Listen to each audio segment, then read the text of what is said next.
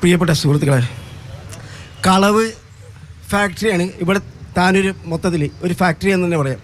താനൂര് 63 വർഷക്കാലം മുസ്ലിം ലീഗ് ഭരിച്ചപ്പോൾ വികസനം എന്തെന്നുള്ളത് താനൂരിലെ ജനങ്ങൾ അറിഞ്ഞിട്ടില്ല. എണ്ണി പറഞ്ഞാൽ നമുക്ക് കാണാം.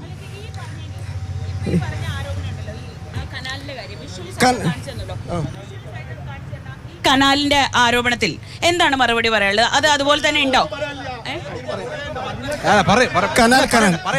കനാൽ എന്ന് പറഞ്ഞാൽ രണ്ടത്താണിയുടെ ഭരണകാലത്ത് ഒരു വർക്ക് ഒരു കാൽഭാഗം നടന്നിട്ട് ബാക്കിയുള്ള ഫൈനാൻസ് വക മാറ്റിയിട്ട് വേറെ സ്ഥലത്തേക്ക് പോയി.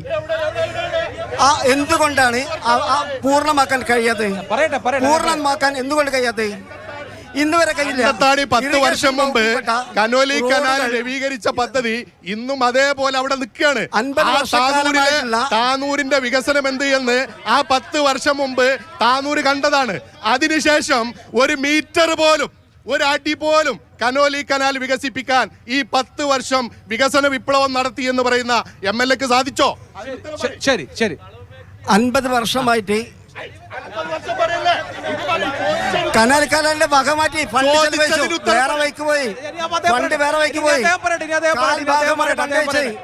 ബാക്കിയുള്ള ഫണ്ട് വേറെ വൈക്ക് പോയി.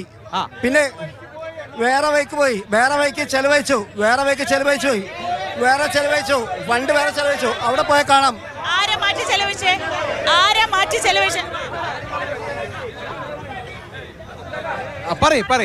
ഈ കനാലിന്റെ ഫണ്ട് UDF ഭരിക്കുന്ന സമയത്ത് ഇവരിപ്പോ പറഞ്ഞ കേൾക്കൂ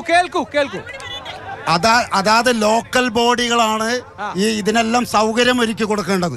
ഈ സൗകര്യം ഒരുക്കി കൊടുക്കേണ്ട ലോക്കൽ ബോഡി പിന്നെ നെടുമത്തൂർ പഞ്ചായത്ത് ആയിക്കോട്ടെ, താനാളൂർ പഞ്ചായത്ത് ആയിക്കോട്ടെ, അതിന്റെ പരിധിയിലെ കനാലെല്ലാം വികസിച്ചിട്ട് കൊണ്ടുവന്നു. അല്ല അത് അദ്ദേഹം പറയട്ടെ. അവർ പറഞ്ഞു കഴിഞ്ഞില്ല, മറുപടി പറയട്ടെ. മൈക്കിൽ പറഞ്ഞോ പറയാൻ ബാങ്ക് കൊടുക്കുന്നുണ്ട്.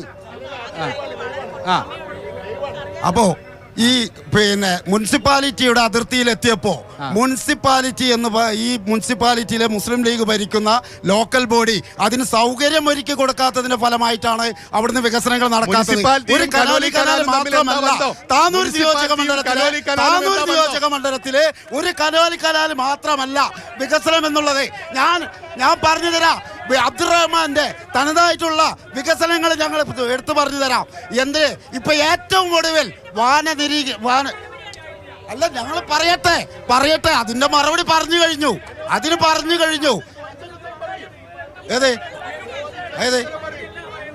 ലോക്കൽ ബോഡികൾ അതിനുള്ള മറുപടിയാണ് പറഞ്ഞത്.